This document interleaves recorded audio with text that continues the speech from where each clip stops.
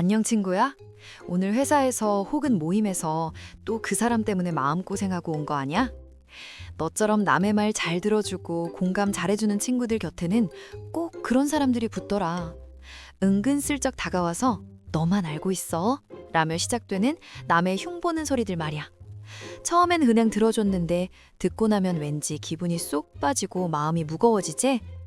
심리학자 알프레드 아들러는 모든 고민은 인간관계에서 시작된다고 했어. 그런데 그 관계를 망치는 주범이 바로 이 뒷담화야.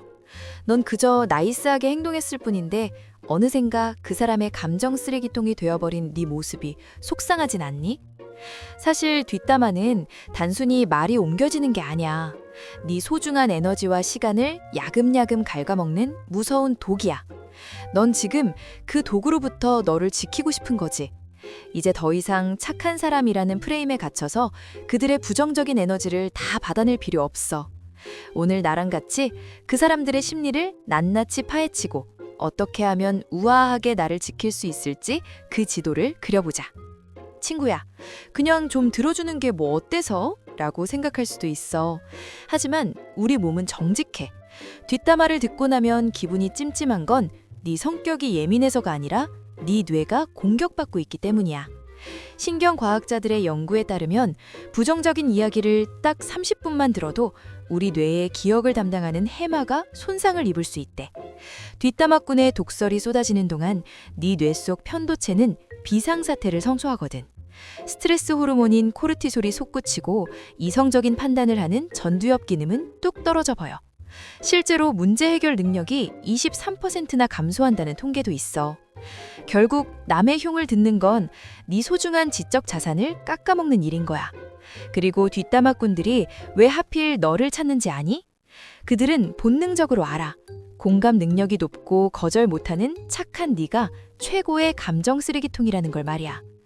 타인의 불행을 즐기는 마음, 샤덴프로이데라는 말 들어봤지? 그들은 너를 이용해 자신의 낮은 자존감을 채우고 가짜 유대감을 만들고 싶어 해. 넌 지금 그들의 불안을 대신 떠안아줄 이유가 전혀 없거든. 이제는 네 뇌를 보호하고 네 감정의 주권을 되찾고 싶다는 강렬한 욕구가 생겼을 거야. 그저 착한 사람이 아니라 나를 지킬 줄 아는 단단한 사람이 되고 싶은 그 마음 말이야. 자, 이제 우리를 괴롭히는 그들의 정체를 좀 더 자세히 들여다보고 대안을 찾아볼까? 친구야, 이제 우리는 저 뒷담화꾼들이 만든 부정적인 늪에서 빠져나와 나만의 안전한 길을 개척할 거야. 덴마크 철학자 쉐렌 키르케고르는 남을 판단하는 사람은 남을 정의하는 것이 아니라 자기 자신을 정의하는 것이다 라고 했어. 그 사람이 하는 독한 말들은 사실 그 사람의 내면이 얼마나 비어 있는지를 보여주는 고백인 셈이지. 우리가 가야 할 길은 명확해. 그들이 쳐놓은 우리끼리 비밀이야 라는 덫에 걸리지 않고 우아하게 거리를 두는 기술을 배우는 거야. 이 여정은 단순히 그들을 피하는 법을 배우는 게 아니야. 네가 가진 소중한 공감 능력을 아무데나 낭비하지 않고 진짜 너를 아껴주는 사람들을 위해 아껴두는 법을 배우는 과정이지. 이제부터 내가 알려줄 지도에는 저들의 심리 유형과 각 유형에 딱 맞는 맞춤형 대처법이 적혀 있어. 불안해서 떠드는 사람, 질투에 눈먼 사람, 혹은 습관적으로 남을 깎아내리는 사람까지 네가 어떤 상황에 처하든 꺼내 쓸 수 있는 실전 무기들이야. 자, 이제 저들의 멘탈을 낱낱이 해부하고 나를 지킬 완벽한 전략을 짜보자. 준비됐니? 친구야, 저 사람들은 왜 저럴까 싶지? 심리학자 칼 융은 타인에 대해 우리를 화나게 하는 모든 것은 우리 자신에 대한 이해로 이어진다고 했어. 저들의 말 속에 숨은 5가지 유형을 파악하면 대처가 훨씬 쉬워져. 첫 번째, 불안형. 혼자 있는 걸 못 견뎌서 너랑 친해지고 싶어 뒷담화를 도구로 쓰는 거야. 이럴 땐 그래? 난 좋게 봤는데? 라며 화제를 긍정적으로 툭 돌려줘. 두 번째, 질투형. 타인의 성공을 불편해해서 칭찬 뒤에 꼭 그런데를 붙여 깎아내려. 이럴 땐 그래도 이번에 성과 좋더라 처럼 빼도 박도 못하는 팩트를 던져서 더는 할 말이 없게 만들어버려. 세 번째, 습관형. 악의는 없지만 남 이야기하는 게 그냥 대화의 방식인 사람들이야. 이럴 땐 그 얘기 당사자가 들으면 속상하겠는데? 라고 직접적으로 살짝 교육해주는 게 필요해. 네 번째, 권력형. 정보를 권력이라고 믿고 출처도 없이 권위를 세우려 하지. 그럴 땐 어디서 들으신 거예요? 라고 출처를 콕 집어 물어봐서 가짜 권력을 무너뜨려야 해. 다섯 번째, 공격형. 가장 위험. 진실과 거짓을 섞어 경쟁자를 제거하려는 나쁜 의도를 가졌어.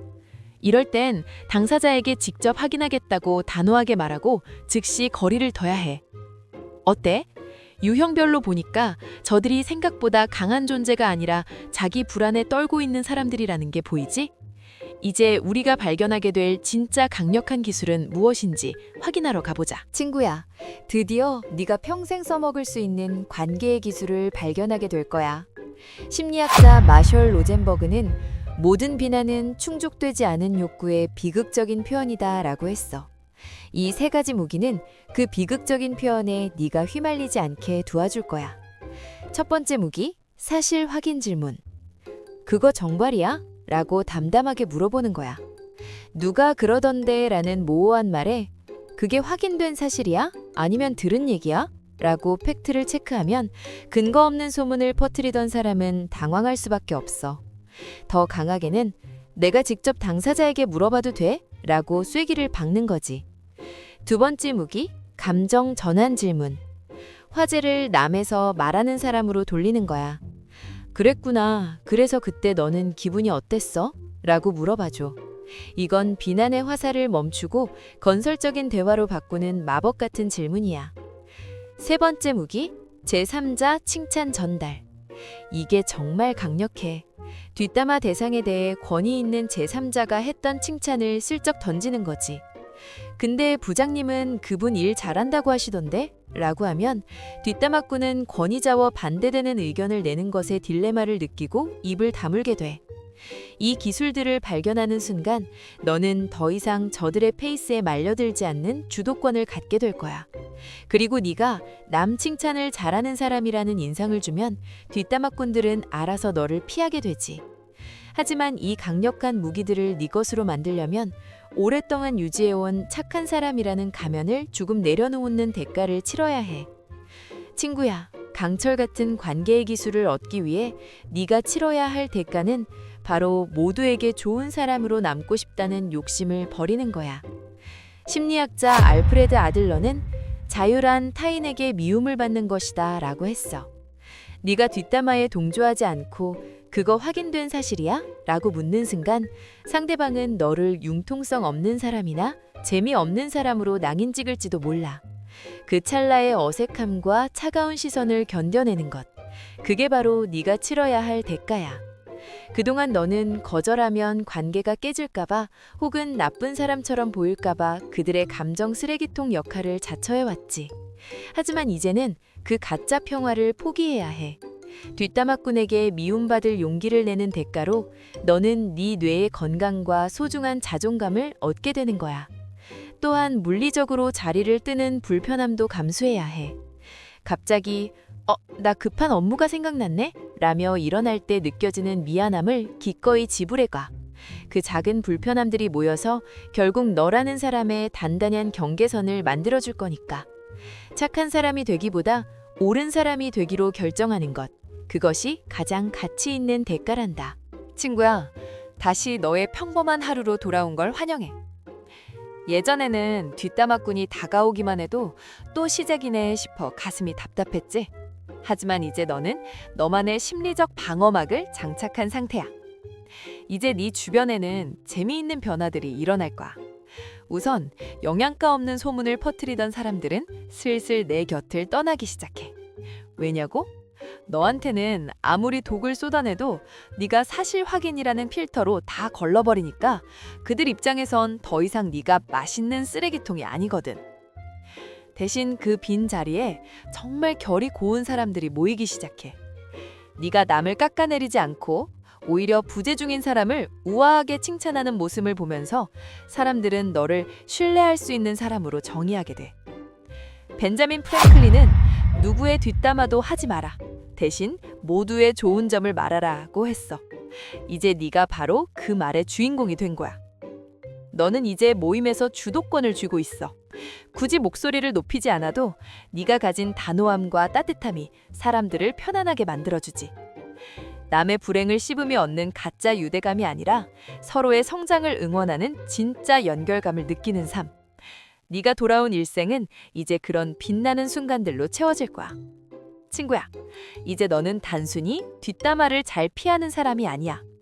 타인의 낮은 에너지에 휘둘리지 않고 네 삶의 온도를 스스로 조절할 줄 아는 단단한 내면의 주인이 된 거지.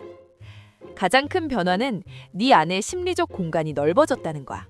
예전에는 남의 비난 한마디에 그 공간이 다 타버릴 듯 뜨거웠다면 이제는 어떤 부정적인 말이 들어와도 이건 그 사람의 문제지 내 문제는 아니야 라고 분리할 수 있는 지혜가 생겼어.